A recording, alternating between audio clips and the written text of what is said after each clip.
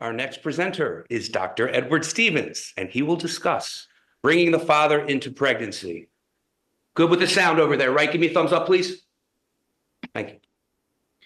Dr. Stevens is the chairperson of the Foundation for Male Studies, an apolitical nonprofit working to bring rigorous academic understanding of factors leading to the decline of male as a path to creating actionable policy initiatives. As an MD psychiatrist with half a century of clinical experience, he created a medical psychological intake document to bring the father into the medical record. This single document reverses an institutional failure to give fatherhood official recognition. I'm proud to welcome Dr. Stevens. Thank you, Larry. And mesdames et messieurs, thank you and welcome, and very special welcome to our ambassador from Senegal. Thank you so much for coming.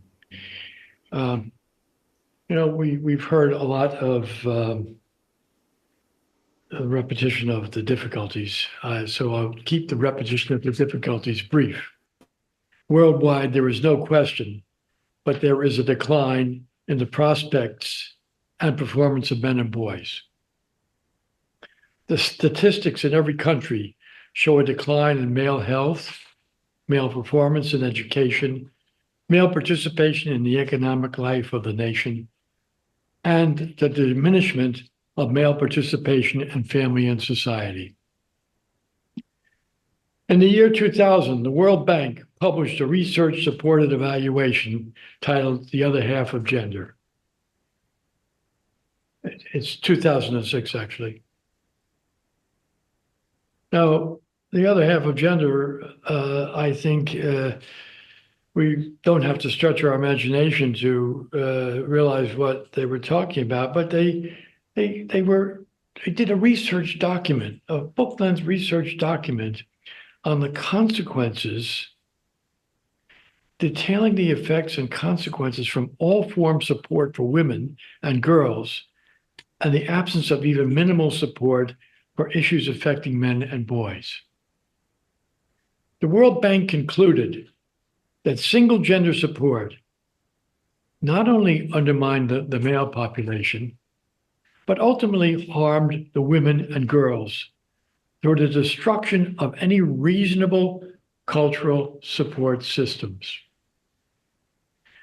Worldwide, current medical management of the threshold event of pregnancy leaves the father out. There is no place in the medical record in any health system that I am aware of for the inclusion of the father. The father, the male half of every pregnancy, is omitted.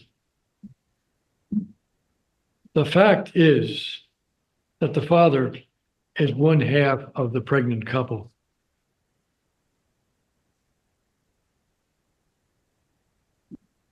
I've heard a lot about advocacy tonight, and I gave a lot of thought to advocacy because I come to a different point with it. Advocacy for a cause, no matter how worthy, without policy change and implementation of change, is impotent. We have delivered the message. Neglected and failing men and boys demonstrates a moral crime against men and boys and a harm to all, especially women.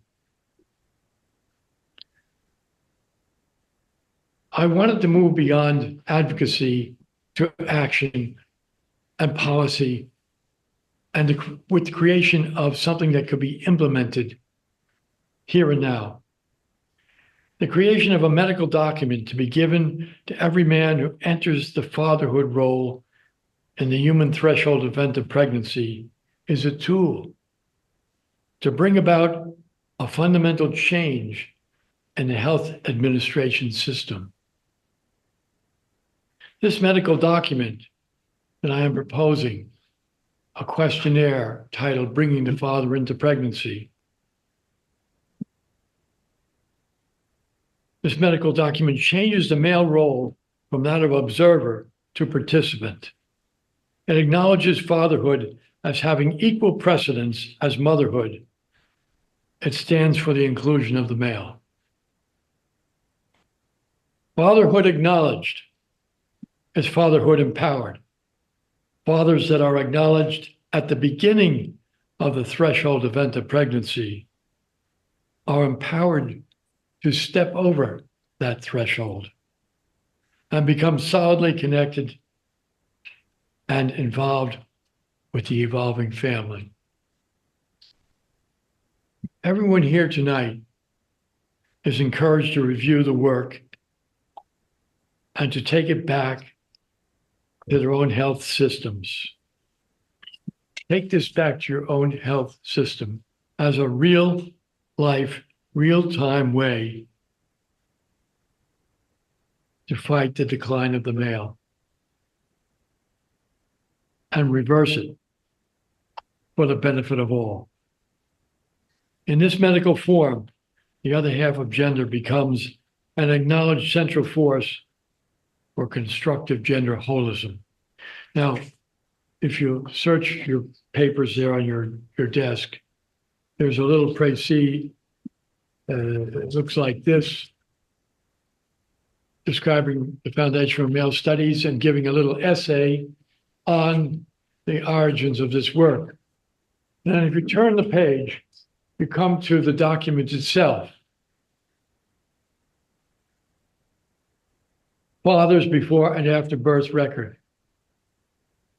When I went to my friend obstetrician, a woman, lovely woman, and I asked her what they gave to the parents when they came in, she showed me what is known as the ACOG form, American College of Obstetrics and Gynecology.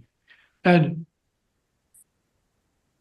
not to my surprise, but surprisingly, it had nothing about the father.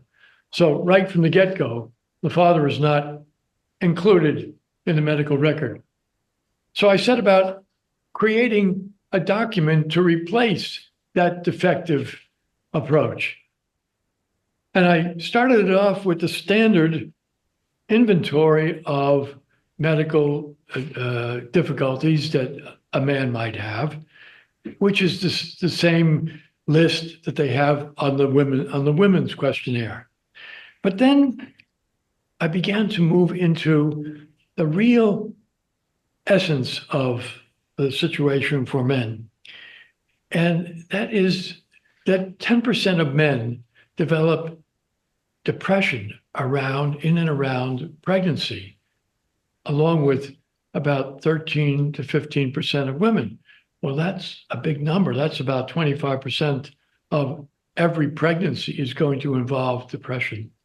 And so I did a meta-analysis of the existing literature, and I came up with 16 questions for the antenatal questionnaire that if the father answers yes to any of them, if there's a likelihood he will be affected, answers yes to 2, he more likely, answers yes to 3, he's definitely likely.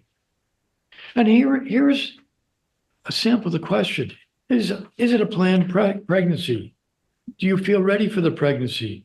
Are you under the age of 25? Do you feel involved in the pregnancy? Do you have the support of extended family? Do you have current anxiety or mental illness? Do you have a history of adverse childhood experience? Do you feel your partner is anxious or distressed? Now, these questions, there's 16 of them. They really go right to the heart of